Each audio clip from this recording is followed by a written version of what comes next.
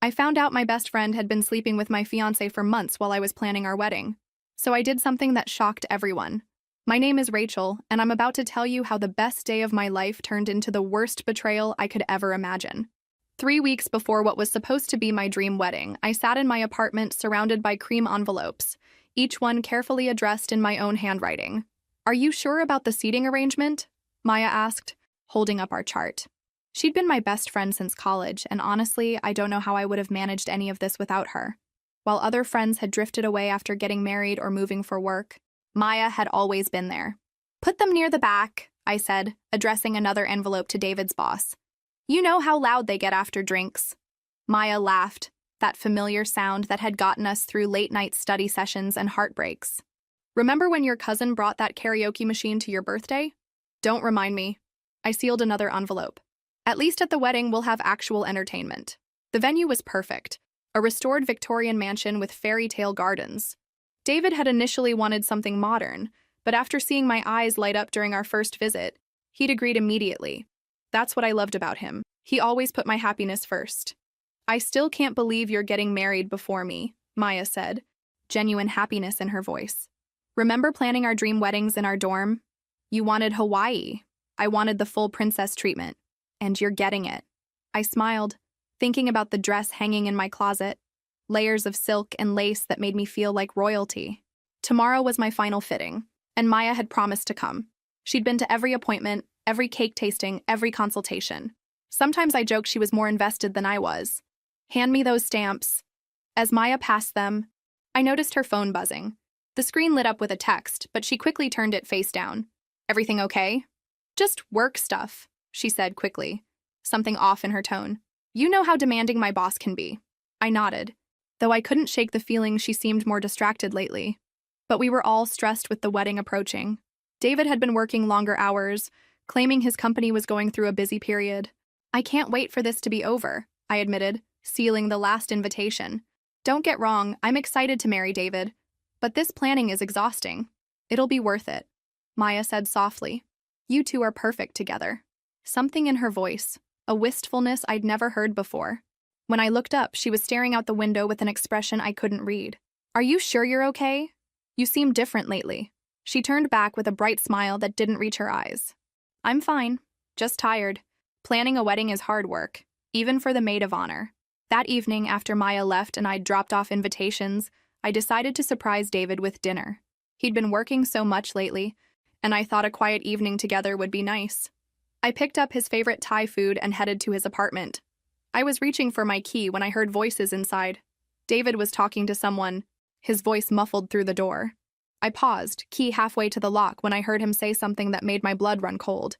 "Can't keep doing this. She's getting suspicious." I pressed my ear closer, heart pounding. A woman's voice responded, but I couldn't make out words. It was familiar, though. Someone I knew. "After the wedding," David said more clearly. "We'll figure it out after the wedding." My hand trembled as I finally inserted the key and opened the door, making noise to announce my arrival. "Honey, I'm here," I called out, forcing cheerfulness into my voice. David appeared from the living room, looking flushed. "Hey, babe. You're early." "I brought dinner." I held up the bags, scanning his face for guilt. "Who are you talking to?" "Just a work call. You know how it is." He kissed my forehead, but something felt different, mechanical, like going through motions. Over the next few days, I started noticing things I'd been too busy to see. Little things that probably meant nothing, but together they painted a picture I didn't want to acknowledge. David had always been punctual, but lately he'd been coming home later with increasingly creative excuses. Budget meetings that ran long, client dinners, urgent projects that couldn't wait. When I asked for details, he'd give vague responses about corporate stuff and change the subject. Maya was acting strange too. She'd cancel lunch dates last minute, claiming sudden work emergencies or family obligations. When we did spend time together, she seemed distracted, constantly checking her phone and responding to texts with secretive smiles. "Who keeps texting you?" I asked during our florist appointment. We were finalizing centerpieces, but she'd been on her phone more than listening. "Oh, just this guy I've been talking to," she said, slipping her phone away. "Nothing serious." "Since when are you dating someone? Why didn't you tell me?" "It's really new. I didn't want to jinx it by talking too early. That should have made me happy. But something felt wrong. Maya had never been secretive about guys. She was the type who'd call after every first date to analyze details. The florist showed us arrangements, and I tried focusing on white roses versus cream peonies. But I kept noticing how Maya seemed to know things about the wedding we'd never discussed. The cream peonies would look beautiful with the gold accents you chose, she said. I stared at her. What gold accents? Oh, I just assumed.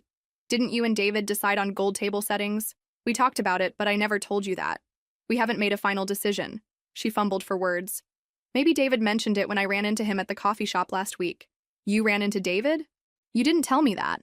It was just a quick hello. He was rushing to work. But David went to the coffee shop on 5th Street every morning, and Maya worked across town. What was she doing there? That night, I mentioned the encounter to David casually. Maya said she saw you at your usual coffee place. That's funny. I didn't know she went to that area. Oh yeah, I think she was meeting a client nearby. He didn't look up from his laptop. She just waved hi. But Maya had said they talked. Someone was lying, and I suspected it might be both. The breaking point came during our final cake tasting. I'd been looking forward to it all week. One of the last big decisions we needed to make together. Maya and David both promised they'd be there at 3 sharp. I arrived early, excited to finally settle on our cake.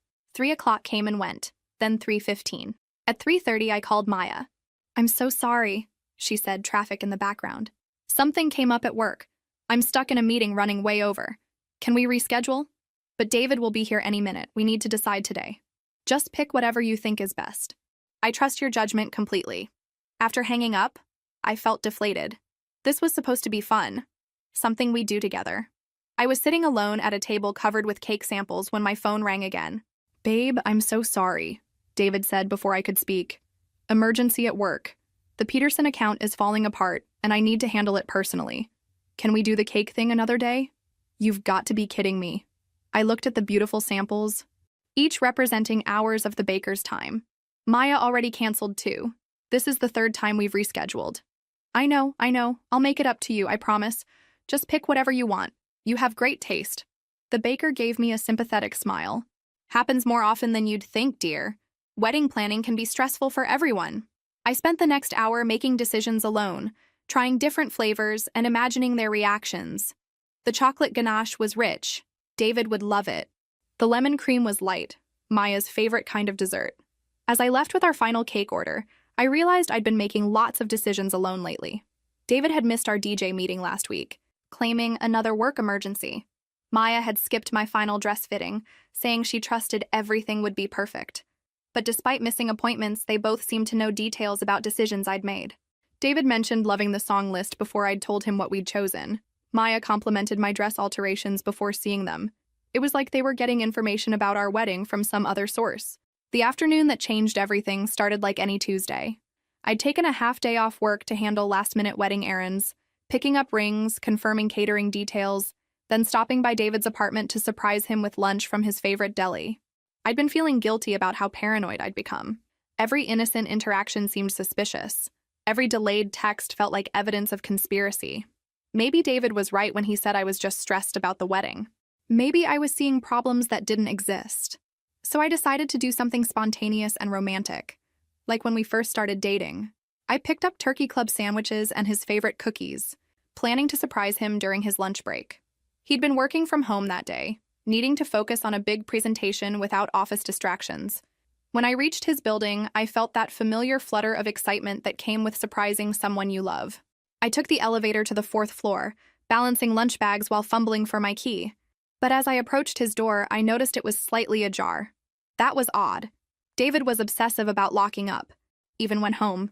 I pushed it open gently, expecting to find him on a video call, or maybe having stepped into the hallway for a phone call. David, I called softly, not wanting to interrupt if he was on a work call. No response, but I could hear voices from his bedroom, low, intimate voices that made something cold settle in my stomach. I should have called out again, should have made my presence known. Instead, some instinct made me set the lunch bags down quietly and move toward the voices like I was approaching a dangerous animal. I can't keep pretending, I heard a woman's voice say, and my heart stopped.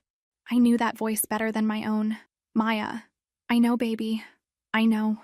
David's voice was softer than I'd heard it in months, filled with tenderness that used to be reserved for me. Just a few more days and then we can stop pretending. I pressed myself against the wall outside his bedroom. my entire body trembling as I strained to hear every word. "This is killing me," Maya continued, emotion clear in her voice. "Watching her plan this wedding, helping her pick flowers and cake flavors, listening to her talk about how excited she is to spend her life with you. I feel like the worst person in the world." "You're not," David said firmly. "We didn't plan this. It just happened. But she's my best friend. She trusts me completely. And here I am, in love with her fiancé." The words hit me like physical blows. In love with her fiancé. My fiancé. "I've been in love with you since that night at the wine bar 3 months ago," Maya continued. "Remember? When she had to work late and couldn't make dinner, so you asked me to keep you company? We talked for hours about everything except her. 3 months ago. They'd been doing this for 3 months. "I remember," David said, and I could hear the smile in his voice. "You were wearing that blue dress, the one that brings out your eyes. I couldn't stop staring at you. I thought I was imagining it. The way you looked at me, how our conversation flowed. It felt so natural, so right." It was right. This is right. There was a long pause, and I pressed my hand to my mouth to keep from making any sound as nausea rolled through me. "What happens after the wedding?" Maya asked finally. "I can't watch you marry her and then pretend everything's normal. We'll figure it out. Maybe we'll tell her the truth. Maybe we'll wait and then I'll ask for a divorce. I don't know yet, but I know I can't live without you." "A divorce? But you're not even married yet. Why go through with it at all?" "Because calling off a wedding 3 days before would raise too many questions. Her parents have spent a fortune. My whole family is flying in. It's easier to just go through with it and deal with consequences later." The room started spinning. I gripped the wall for support as the full magnitude crashed over me. This wasn't weakness or a mistake they regretted. This was calculated. They were going to let me walk down that aisle, exchange vows with a man who loved someone else, then continue their affair behind my back. I spent the rest of that day in a haze, mechanically going through normal life while my world crumbled. When David called that evening asking about my day, I somehow managed to sound normal, even cheerful. When Maya texted about final wedding preparations, I responded with the same enthusiasm I'd shown for months. But inside, I was dying. That night, I lay awake staring at the ceiling, replaying every moment of the past 3 months. Every canceled plan, every secretive glance, every time they'd seemed to know something they shouldn't. The signs had been there. I'd just been too trusting, too busy, too in love to see them. By morning, I'd made a decision. I needed proof, real, undeniable evidence of what I'd heard. Because as devastating as it was, part of me still hoped I'd misunderstood.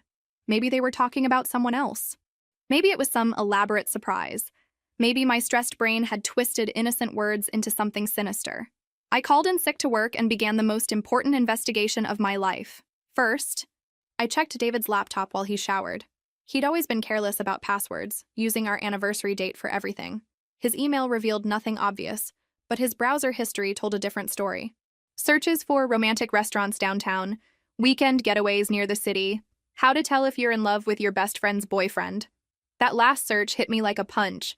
Maya had Googled it just 2 weeks ago. I screenshotted everything before closing the laptop, hands shaking as I heard the shower turn off. Next, I went through Maya's social media more carefully than ever before. Her recent posts seemed normal on the surface, but when I looked closer, I noticed things. A photo of her coffee cup at the same cafe where David got his morning coffee, posted at the same time he usually stopped by. A picture of her dinner at a restaurant I recognized as David's favorite, taken on a night he'd claimed to be working late.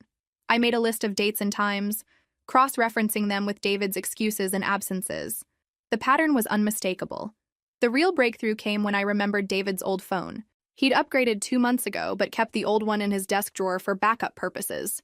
Men always underestimate how much women remember about their habits. I found it buried under work documents, and miraculously, it still had battery.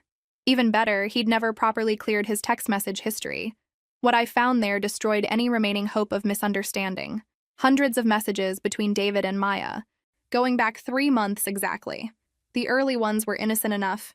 Discussions about wedding plans, jokes about my attention to detail, complaints about work stress. But then something shifted. "Thanks for keeping me company tonight. Rachel would have loved that restaurant. I had such a good time. We should do it again soon. I can't stop thinking about our conversation last night." "Me too. I feel like I can tell you things I can't tell anyone else." And then gradually they became more intimate. "I know this is wrong, but I can't stop thinking about you. I feel the same way. What's wrong with us? Nothing's wrong. This feels more right than anything has in a long time. I love you. I know I shouldn't say it, but I do. I love you too. God, I've been wanting to say that for weeks.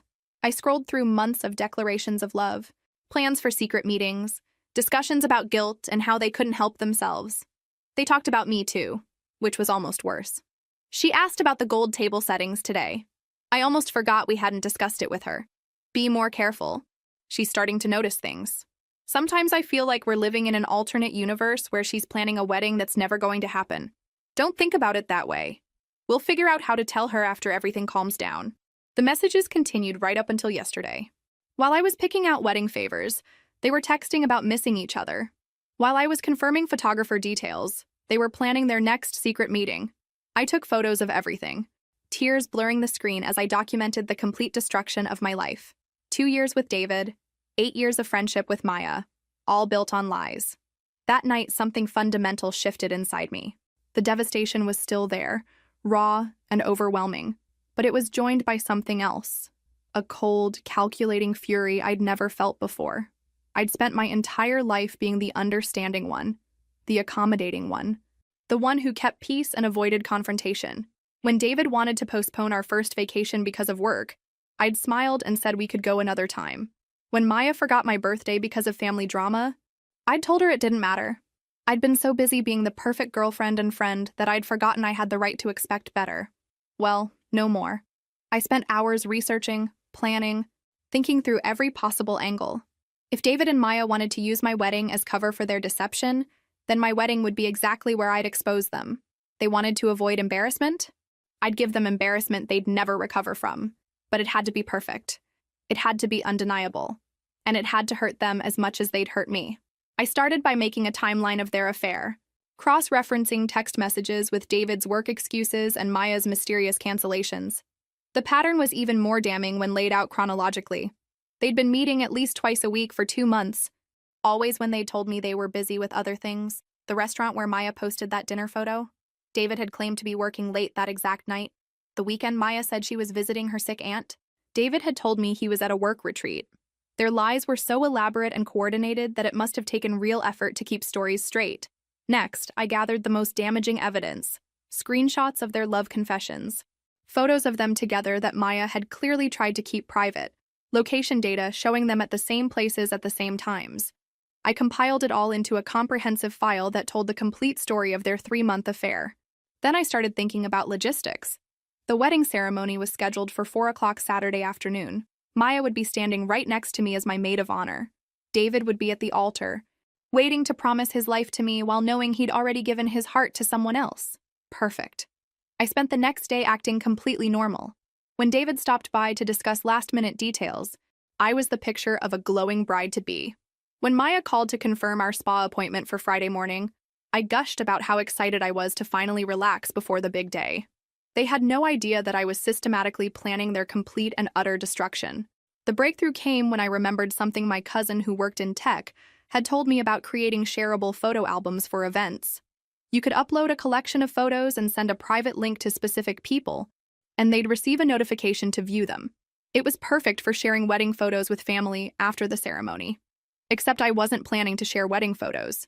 I created the digital album using a fake email address, uploading every piece of evidence I'd gathered. The text message screenshots, the coordinated lies, the proof of their secret meetings, everything that showed the complete scope of their betrayal. I wrote a simple message to accompany it. The truth about Maya and David's 3-month affair, which they planned to continue after my wedding. Then I prepared the recipient list. Both sets of parents, David's groomsmen, Maya's family, close relatives, and mutual friends. People who deserved to know what kind of people they'd been supporting and celebrating. But I wouldn't send the links until the perfect moment. Friday night, at the rehearsal dinner, I watched David and Maya play their parts perfectly. David gave a touching speech about how lucky he was to have found his soulmate, how he couldn't wait to spend the rest of his life with me. Maya tearfully talked about watching her best friend find true love, how she'd never seen me happier than I was with David. The guests were charmed. Our parents were emotional. Everyone kept commenting on how perfect we were together, how obvious it was that we were meant to be. I smiled and nodded and played the blushing bride, all while thinking about how satisfying it would be to watch their faces when their perfect facade crumbled in front of everyone they cared about. The morning of my wedding dawned clear and bright, like something from a fairy tale. I woke up at 6 a.m. feeling more rested than I had in days, despite barely sleeping. There was something liberating about finally knowing the truth, about having a plan, about taking back control of my own narrative.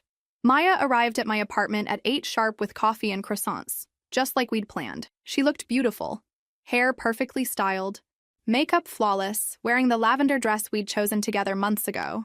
She was the picture of the perfect maid of honor, ready to support her best friend on the most important day of her life. If only she knew. "Today's the day," she said, setting down coffee with hands steadier than mine felt. "How are you feeling?" "Surprisingly calm," I said. And it was true. The anxiety and doubt eating at me for weeks were gone, replaced by crystal clear purpose. "I feel like everything is finally going to work out exactly the way it's supposed to. That's the sign of a bride making the right choice," Maya said, squeezing my hands. "David is such a good man. You two are going to be so happy together." I studied her face as she said it, looking for any crack in her performance, any sign of guilt or hesitation, but she was flawless. If I didn't know better, I would have believed every word. "I keep thinking about how we used to plan our weddings in college," I said, taking a sip of coffee. "Do you remember what you used to say you wanted most in a husband?" She was checking her phone, probably for messages from David. "You said you wanted someone who would put you first, no matter what. Someone who would choose you over everyone else, even when it was difficult." She looked up from her phone, and for just a moment, I saw something flicker across her face. Guilt? Fear? Recognition? "That's still what I want," she said quietly. "I hope you find it someday." I hope so too. The photographer arrived at 10, followed by my sister and 2 other bridesmaids. My apartment transformed into a whirlwind of activity. Hair curlers and makeup brushes, champagne glasses and nervous laughter. Everyone kept commenting on how radiant I looked, how confident and happy I seemed. "Some brides are basket cases on their wedding day," my sister said as the makeup artist applied my lipstick. "But you look like you're exactly where you're supposed to be." "I am," I said, catching Maya's eye in the mirror. "Everything is happening exactly according to plan." While the others were getting ready, I slipped into my bedroom and made my final preparations. I queued up the digital album I'd created, double-checking that all evidence was properly uploaded and the recipient list was complete. I set up a delayed send for the links. They would go out at exactly 4:15 p.m., 15 minutes into what should have been my wedding ceremony. I also prepared a backup plan. I'd printed some of the most damaging text message screenshots and sealed them in elegant envelopes, labeled with key family members' names. If the digital plan failed, I had physical evidence ready. But I was confident it wouldn't come to that. Technology had gotten me into this mess by revealing their betrayal, and technology would get me out by exposing them to everyone who mattered. "Rachel?" Maya knocked on my bedroom door. "The photographer wants shots of you in your dress before we leave for the church." "Coming," I called back, taking one last look at my phone. Everything was ready. In 6 hours, the truth would finally come out, and David and Maya would face the consequences of their choices. The wedding dress was even more beautiful than I remembered. Layers of ivory silk and delicate lace, with tiny pearls sewn into intricate patterns across the bodice. It had cost a fortune, but looking at myself in the mirror, I felt like it was worth every penny. Not because I was getting married, but because I was about to deliver the performance of my life. "Oh my God," Maya breathed when she saw me. "Rachel, you look absolutely stunning." "David's going to lose his mind when he sees you," added my sister, dabbing at her eyes with a tissue. The photographer captured it all, Maya helping me with my veil, my mother fastening my grandmother's pearl necklace, all of us laughing as we maneuvered my dress into the car without wrinkling it. The church was packed, every pew filled with people who'd driven hours or flown across the country to celebrate what they believed was the happiest day of my life. Afternoon light streamed through stained glass windows, casting rainbow patterns across white roses and baby's breath lining the aisle. I stood in the back vestibule with my father, listening to gentle conversation murmurs and soft organ notes. Through partially open doors, I could see David at the altar, looking genuinely nervous in his black tuxedo. His best man whispered something, and he managed a shaky smile. Maya was already at the front, having walked down the aisle moments before to take her place as my maid of honor. She looked beautiful and serene, playing her part perfectly right up until the end. "You look radiant, sweetheart," my father said, adjusting his tie nervously. "I can't believe my little girl is getting married."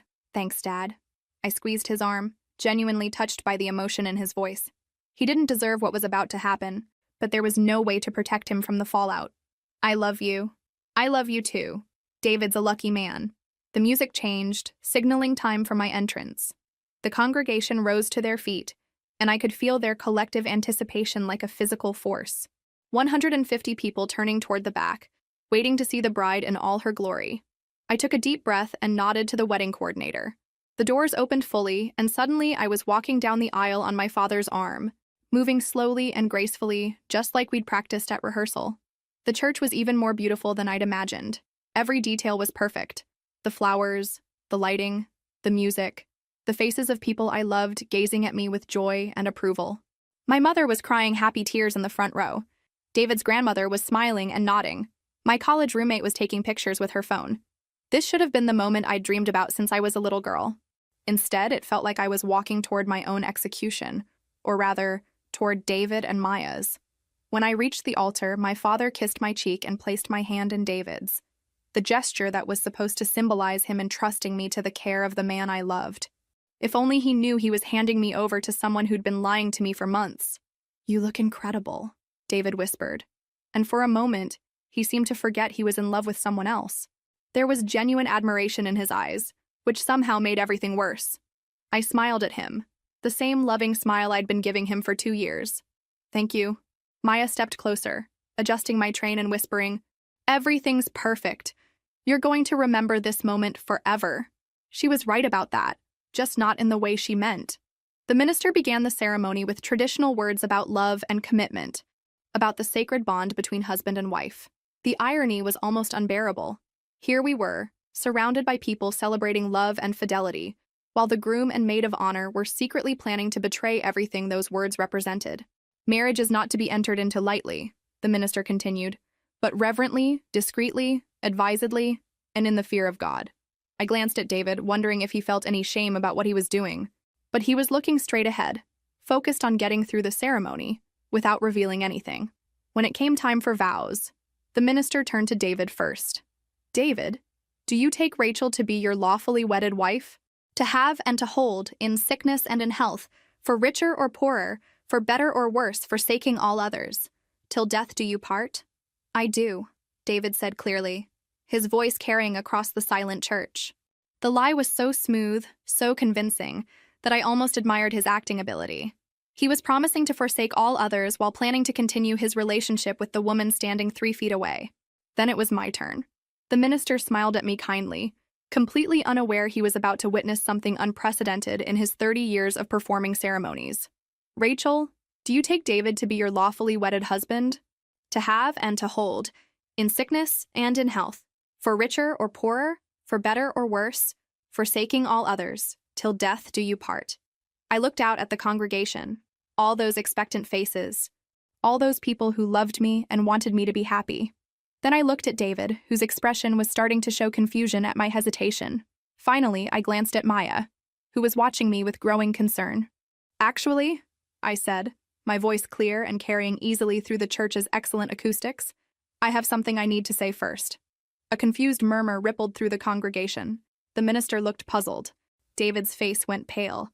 Maya whispered urgently, "Rachel, what are you doing?" I turned to face the congregation fully, my wedding dress rustling as I moved. Every eye in the church was fixed on me, waiting to see what the bride could possibly have to say that couldn't wait until after the ceremony.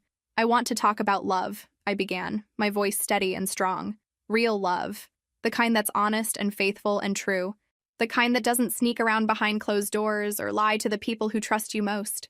The murmur grew louder. David's face had gone from pale to ashen. Maya was staring at me with growing horror, finally understanding what was happening. "You see, I discovered something interesting this week," I continued, my voice carrying clearly through the suddenly silent church. "I learned that my fiancé and my maid of honor have been having an affair for the past 3 months. The silence that followed was deafening. You could have heard a pin drop in that packed church. Then, all at once, everyone started talking. Gasps of shock, whispered questions, confused exclamations.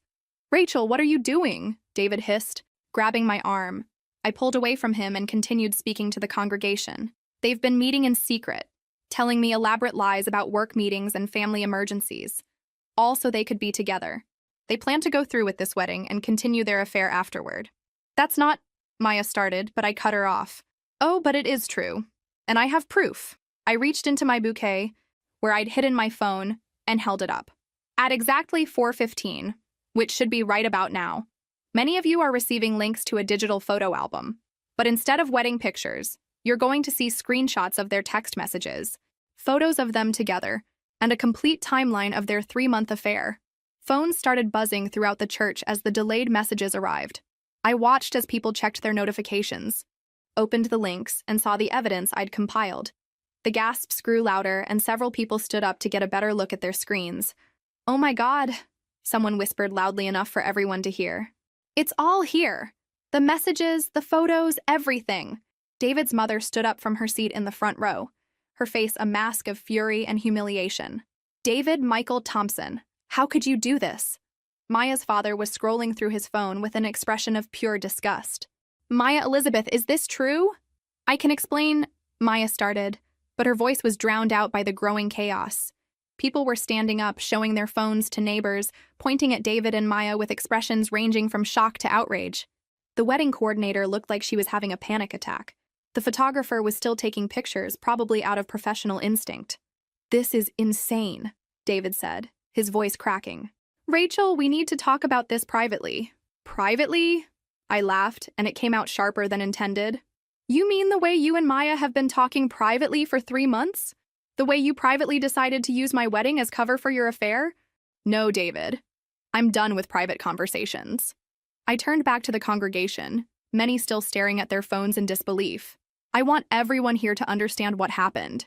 These two people, who I trusted more than anyone in the world, systematically lied to me for months. They made me complicit in my own humiliation. They were going to let me marry a man who was in love with someone else, then continue their relationship behind my back." "Rachel, please," Maya said, tears streaming down her face. "I never meant for this to happen. I never wanted to hurt you."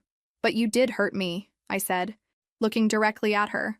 "Every time you canceled our plans to be with him, every time you helped me plan a wedding you knew was a sham, every time you looked me in the eye and lied to my face." The church had erupted into complete chaos. David's groomsmen were standing around looking uncomfortable and confused. Maya's sister was crying. Both sets of parents were having heated discussions with their respective children. I calmly removed my engagement ring and wedding band, the ones that had cost David 3 months' salary, and placed them on the altar. I won't be needing these anymore. Then I started walking back down the aisle, my wedding dress trailing behind me. The congregation parted like the Red Sea, everyone staring as I made my way toward the exit. Some people were still looking at their phones, others were calling out questions, but I kept walking. As I reached the back of the church, I turned around one last time to look at the scene I was leaving behind. David was standing at the altar looking lost and humiliated, his carefully constructed facade finally shattered. Maya was sobbing into her hands, surrounded by angry family members demanding explanations. The beautiful wedding ceremony had turned into exactly what they deserved, a public reckoning for their choices. The aftermath was swift and brutal. By Sunday morning, less than 24 hours after my wedding that wasn't, the story had spread through our entire social circle like wildfire. Everyone who'd witnessed the scene had called someone who hadn't been there. Everyone who'd received the digital evidence had shared it with friends and family who needed context. My phone was buzzing constantly with calls and messages, so I turned it off and checked into a hotel under my maiden name. I needed silence to process what I'd done and what came next. But even in my self-imposed isolation, news filtered through. My sister called the hotel directly to fill me in on the chaos I'd left behind. "David's family is mortified," she told me. "His mother hasn't stopped crying since yesterday. She called Mom to apologize for his behavior and to say that they're cutting him off completely." I felt a stab of guilt about David's mother. She was a kind woman who didn't deserve to be humiliated by her son's choices. But then I reminded myself that I wasn't the one who'd made those choices. "What about his job?" I asked. His boss was at the wedding, saw everything. Apparently, David had been lying about work meetings to cover his affair, and his boss is not happy about being made an unwitting accomplice. There are rumors he might be fired.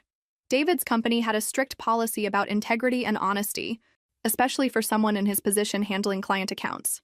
If they discovered he'd been systematically lying about his whereabouts and using work as an excuse for personal betrayals, his career would be over. And Maya? Her parents are devastated. Her father called her a disgrace to the family name. Her mother packed up all the photos of you two and threw them away. They're talking about not paying for her apartment anymore since they don't trust her judgment. Maya had always been close to her parents, and their financial support had allowed her to live in the trendy downtown apartment she loved. Without it, she'd have to move back home or find roommates, a humbling change for someone who'd prided herself on her independence. Her job situation is even worse, my sister continued. Her boss was also at the wedding, and half her coworkers saw the evidence on their phones. Apparently, she'd been calling in sick and leaving early for months to meet David, and now everyone knows she was lying. Maya worked for a small marketing firm where reputation and trustworthiness were everything. If her colleagues and clients couldn't trust her to be honest about basic things like sick days, how could they trust her with their accounts? The whole thing has become this massive scandal, my sister said. People are taking sides, cutting ties, reevaluating their own relationships. It's like you dropped a bomb in the middle of our social circle. And I had. By choosing to expose David and Maya so publicly, I'd forced everyone who knew us to confront uncomfortable questions about loyalty, honesty, and complicity. Friends who'd covered for them or failed to notice the signs were now questioning their own judgment. Family members who'd supported the relationship were feeling betrayed and foolish. Mom and Dad are worried about you, my sister added gently. They're proud of you for standing up for yourself, but they're concerned about the way you did it. I understood their concern. The Rachel they knew had always been diplomatic, always tried to handle conflicts privately, always avoided making scenes. But that Rachel had also let herself be systematically deceived for months. Tell them I'm okay, I said. Better than okay, actually. For the first time in months, I feel like myself again. Over the next few days, the ripple effects continued to spread. Mutual friends were forced to choose sides, and most chose mine. The evidence I'd compiled was too damning to ignore or rationalize away. David and Maya had betrayed not just me, but everyone who'd supported our relationship and helped plan our wedding. Maya's best friend from work called to apologize for not noticing the signs and to tell me she was ending their friendship. David's college roommate sent a message saying he was embarrassed to have been associated with someone capable of such deception. But the most satisfying response came from an unexpected source. David's ex-girlfriend from college, a woman named Jennifer, who'd always seemed to dislike me for no reason I could understand. I need to tell you something, she said when she called. David cheated on me too, with a close friend of mine. I never said anything because I thought you were different, that maybe he'd changed. But seeing what happened at your wedding, I realized he's exactly the same person he always was. As the week progressed, I started to see the broader impact of my actions. David and Maya weren't just dealing with personal consequences. They'd become a cautionary tale about the dangers of betrayal and deception. 2 weeks after the wedding, I made a decision that surprised everyone, including myself. I was going to take that honeymoon trip to Europe, alone. David and I had spent months planning a 2-week tour through Italy, France, and Spain. The flights were paid for, the hotels were booked, and the itinerary was perfect. Why should his betrayal cost me the chance to see the world? Are you sure about this? My mother asked when I told her my plan. Traveling alone so soon after everything? I'm sure, I said, and I was. I've been taking care of everyone else's feelings for weeks. Now I want to take care of mine. The truth was, I needed to get away from the constant reminders of what had happened. Every restaurant in town held memories of David. Every coffee shop reminded me of Maya.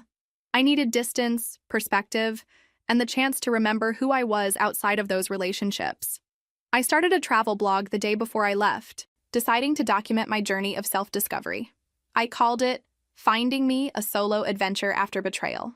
And my first post was simply, "They broke my heart, but they won't break my spirit.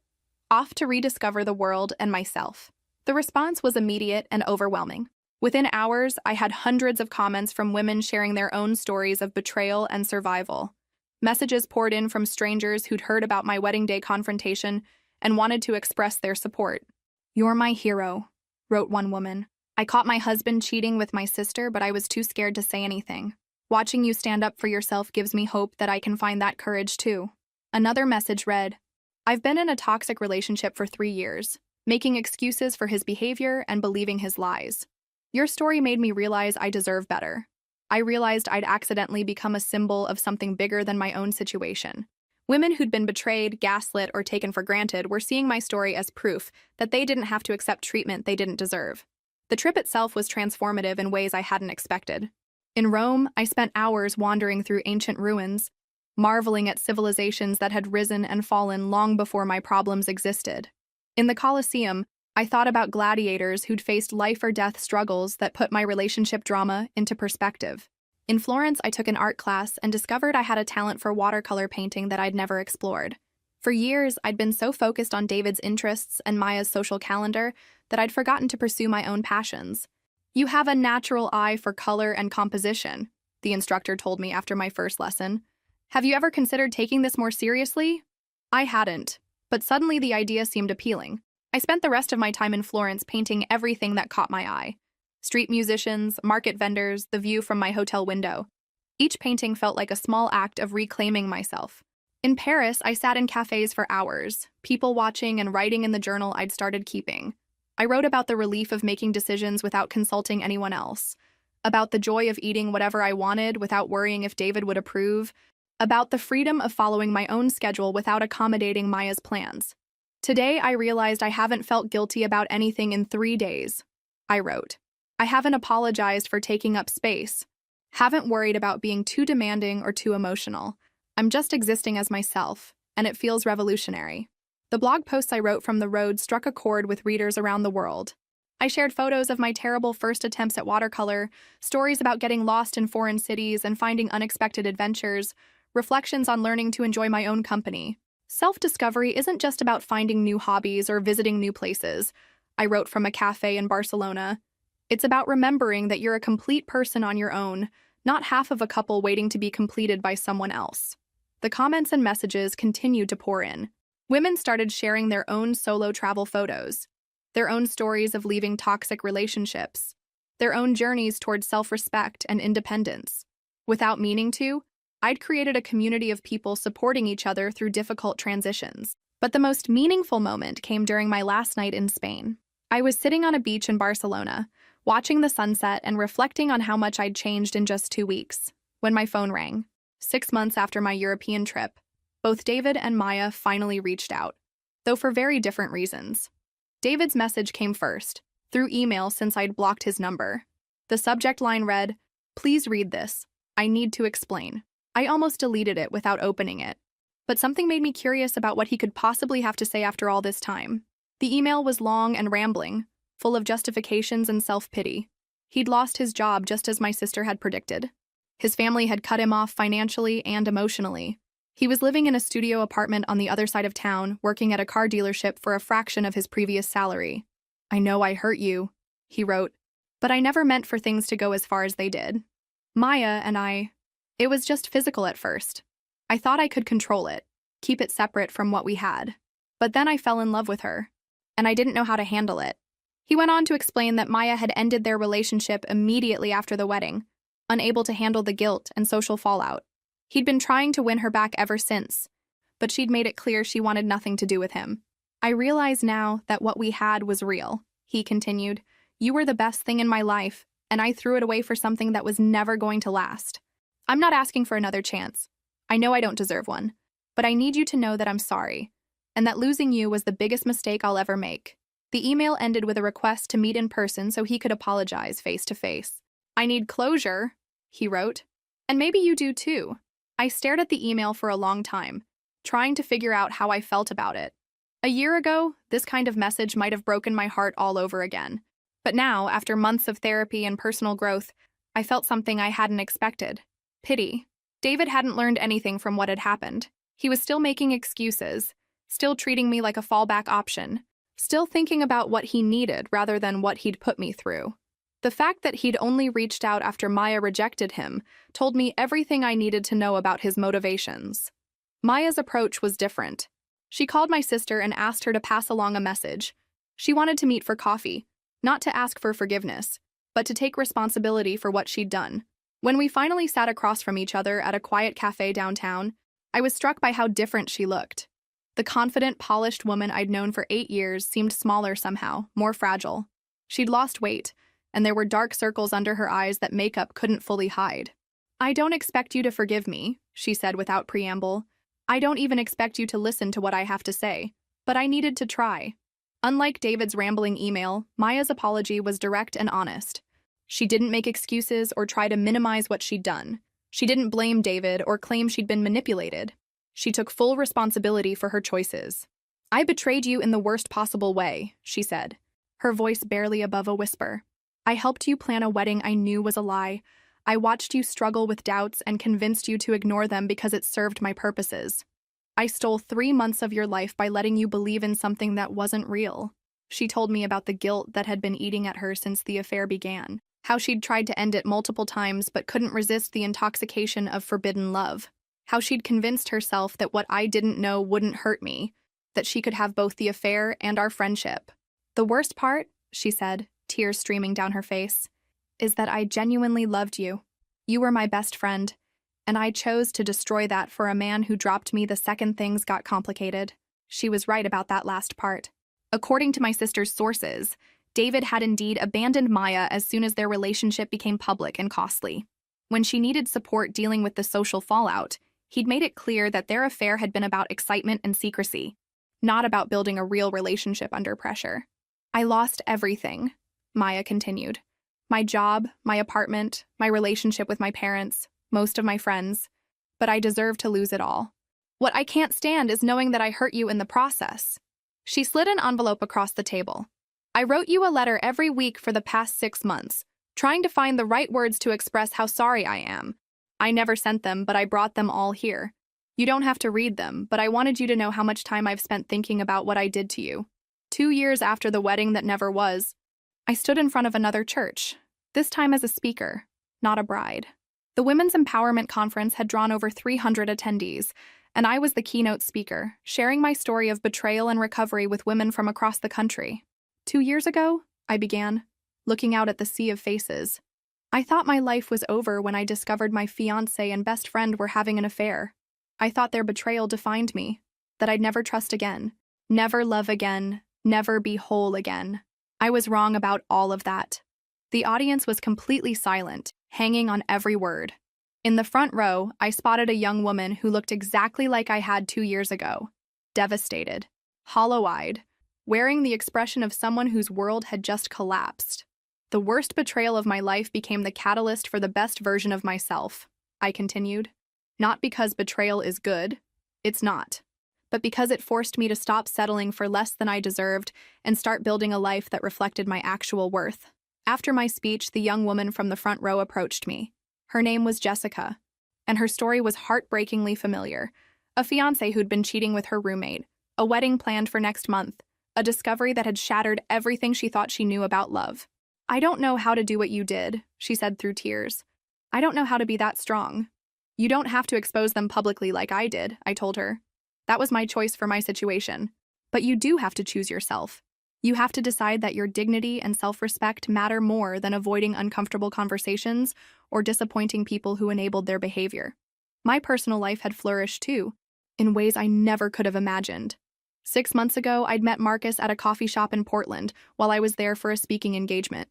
He was a photographer covering the event for a local magazine, and we'd started talking about the transformative power of art after trauma. Marcus was everything David hadn't been: emotionally available, completely honest about his feelings and intentions, supportive of my work rather than threatened by it. He'd been through his own difficult divorce and understood the importance of building trust slowly and intentionally. "I love that you refuse to make yourself smaller for anyone," he told me on our 3rd date. "You take up exactly the amount of space you deserve, and you expect people to treat you accordingly. It's incredibly attractive." We'd been together for 6 months now, and every day felt like evidence that healthy love was possible after betrayal. We communicated openly about our fears and boundaries. We maintained our individual interests and friendships. We supported each other's goals without losing ourselves in the relationship. Most importantly, Marcus had met me after I'd done the work to heal. He fell in love with the strong, confident woman I'd become, not the people-pleasing version of myself that had attracted David. As for David and Maya, their lives had taken very different paths. David never recovered from the professional and social consequences of the affair. After losing his job, he'd struggled to find similar work. Our industry was small, and word of his dishonesty had spread quickly. He'd eventually moved to another state to start over, working in a completely different field for much less money. According to mutual friends, he'd dated sporadically, but never found anything serious. Several women had looked him up online after early dates and discovered the story of our wedding. deciding they didn't want to risk involvement with someone capable of such calculated deception. Maya's journey had been more complex. The initial fallout had been devastating: lost job, damaged family relationships, social ostracism. But unlike David, she'd used the experience as motivation for genuine change. She'd entered therapy immediately after our coffee meeting, working to understand why she'd been capable of betraying someone she genuinely loved. After 18 months of intensive therapy, she'd started volunteering at the crisis center where I spoke regularly. She'd also returned to school to get certified as a professional counselor, planning to dedicate her career to helping women navigate complex relationship dynamics. Last month, I'd received an unexpected piece of mail: a wedding invitation from Maya. She was marrying someone I'd never heard of, a man she'd met in therapy who understood her past and supported her growth. The invitation included a handwritten note. "I know you won't come, and I'm not asking you to, but I wanted you to know that the woman who's getting married next month is someone you would be proud to know. Someone who learned how to choose love over self-interest, honesty over convenience, growth over comfort. I became that woman because you showed me what strength looks like." I didn't go to the wedding, but I was genuinely happy for her. Her journey from betrayal to accountability to healing had been as transformative as my own, just in a different direction. Standing in my garden that evening, watching the sun set over the flowers I'd planted in the home I'd bought with money I'd saved from my book and speaking fees, I marveled at the unexpected shape my life had taken. 2 years ago, I'd thought happiness meant finding someone to complete me. Now I understood that it meant becoming someone I was proud to be, regardless of whether I was alone or in a relationship. It meant using my voice, setting boundaries, refusing to settle for treatment I didn't deserve. The garden was coming along beautifully: roses and lilies and baby's breath, the same flowers that had decorated the church where my old life ended and my real life began. But these flowers were mine, planted by my own hands in soil I'd prepared myself, growing strong because I'd given them exactly what they needed to thrive, just like me.